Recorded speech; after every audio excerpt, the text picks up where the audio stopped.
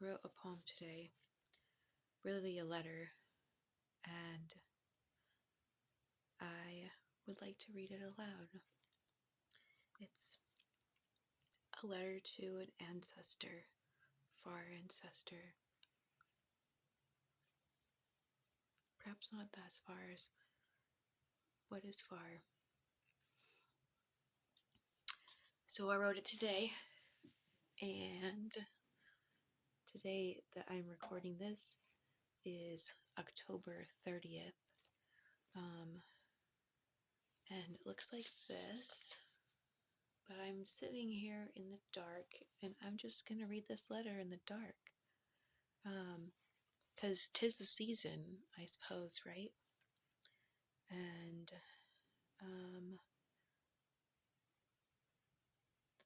perhaps the world has some triggers in it, and perhaps there's some triggers here, but there's also joy and connection, so there's that. But as always, do tend to yourselves.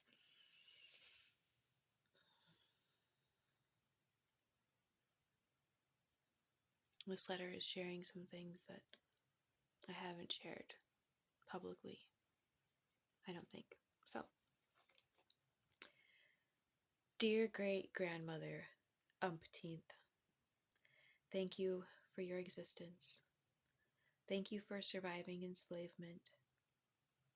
Thank you for being there even when I could not see nor acknowledge the roots of our lineage, both the known and still unknown to me. Thank you for freeing yourself. Thank you for using the reasons of old age to reduce harm and keep an enslaved person as your caretaker. That is why I imagine you did that, even as it is wrong to keep a person enslaved. I imagine some of your reasons were righteous, and where they weren't, I forgive you of any wrongdoing. Elders do need care, and humans are meant to live in community rich with loving care and the generous sharing of abundance. Dear great umpteenth grandmother, I reach back through our roots, yours and mine, back through Barbados, back through Guyana, Essequibo, the name of the people I sometimes cannot pull from inside my psyche. I draw a blank to commemorate the names I cannot yet find. And I drew out a blank actually there in the paper. Indigenous peoples, perhaps of the Amazonia, perhaps of the waters, perhaps of the coastal lands. Maybe all the places I reach back through our roots. Through the transatlantic enslavement, I reach back to Ghana, to the people whose names I cannot pull out of my mind. The sounds slip away like the falling leaves of autumn. Yet I know in my soul they will return, springing forth once again. So, great umpteenth grandmothers, I draw this other blank to honor the true roots of our line. And I drew another blank. Dark line from my navel to pubis.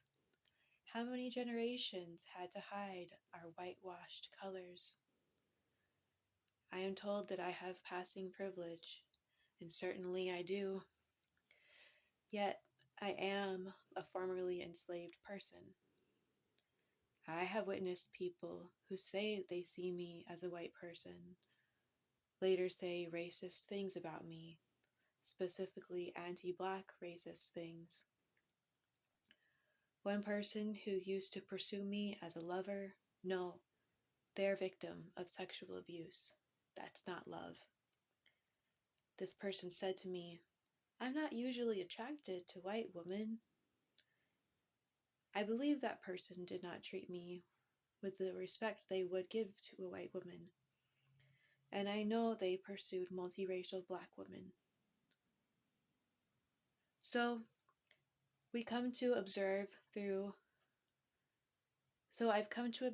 my handfuls, through my bucketfuls of experiences over my 37 years of survivorship of sexual violence, domestic violence, where I have now connected the seemingly countless dots of the deepest, darkest, starry night.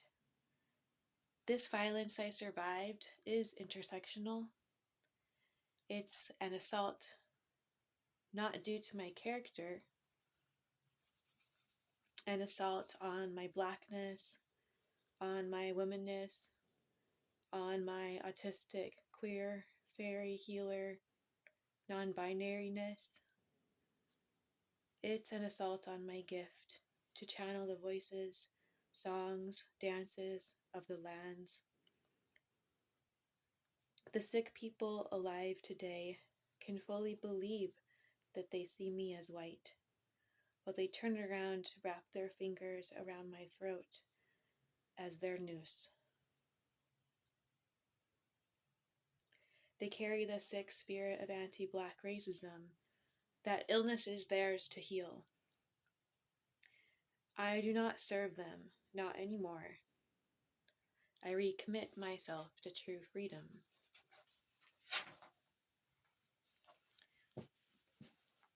There must be something way down deep in a person's soul that senses the roots of where a person comes from.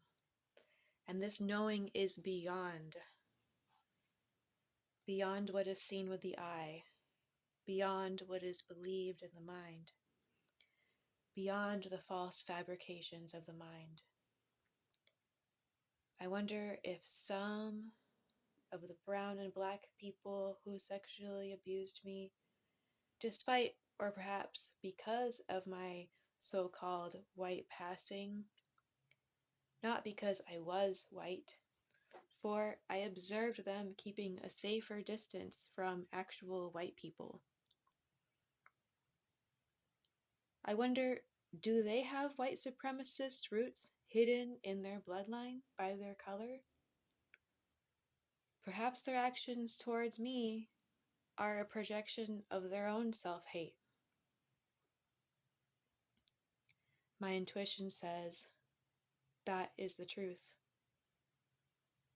Yes, passing holds privilege. Yet proximity to whiteness has led to my experiences of violence that were racially motivated violence. And proximity to a thing is not to be the thing itself. I recommit myself to honor my roots. I honor each and every one of my roots, however thin, however distant, however many, however known or unknown to my so-called mind.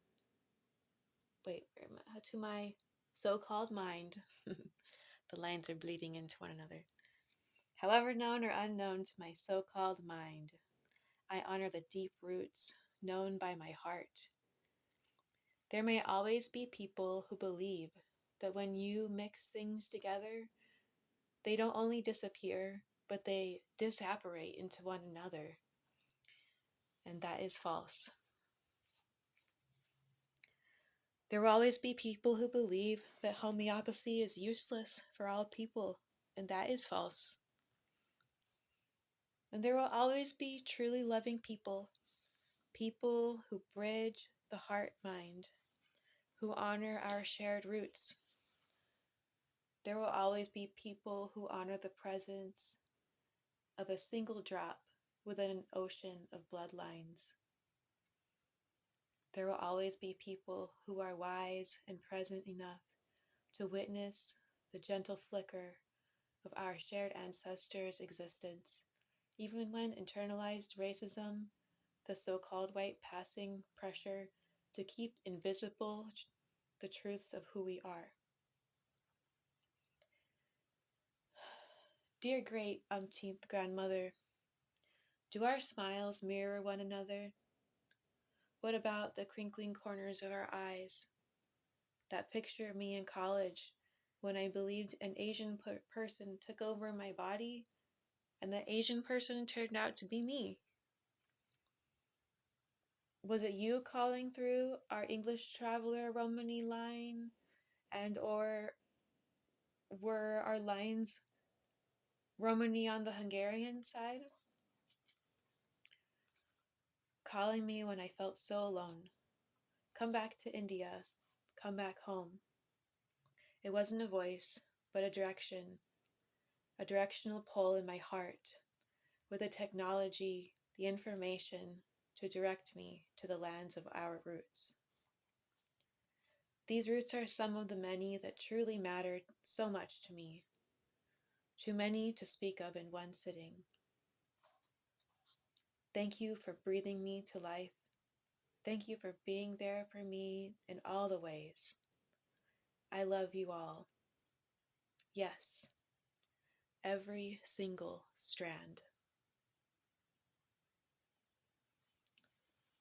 And I decided to name this letter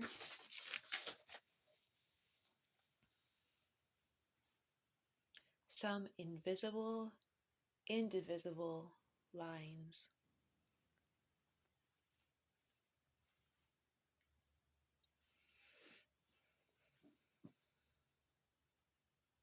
Thank you for witnessing.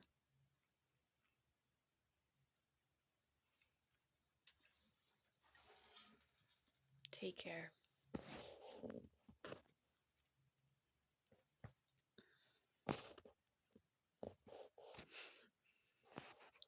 My fingers don't work very much for technology, so let's